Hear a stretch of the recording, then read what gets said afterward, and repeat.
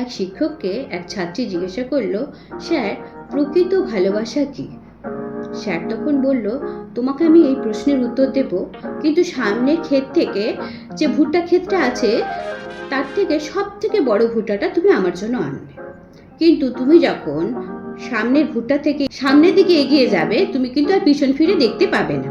বললো, ঠিক আছে, এটা এমন কি কাজ? সে ভুট্টা খেতে গেল, যেতে মাত্র সামনেই দেখতে পেল একটা বড় ভুট্টা, খুব সুন্দর। কিন্তু সে ভাবলো, এই ঢুকেই বড় ভুট্টা, তাহলে নিশ্চয় সামনের দিকে আরো ভালো আছে।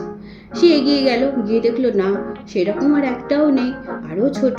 এই দেখতে দেখতে সে এগিয়ে গিয়ে একদম খালি হাতে স্যারের কাছে ফেরত আসলো। স্যার তখন বলল, এটাকেই বলা হয় প্রকৃত ভালোবাসা।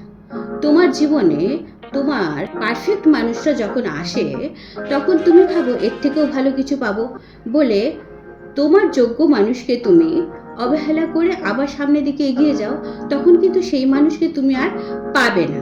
এটাকেই বলা হয় প্রকৃত ভালোবাসা।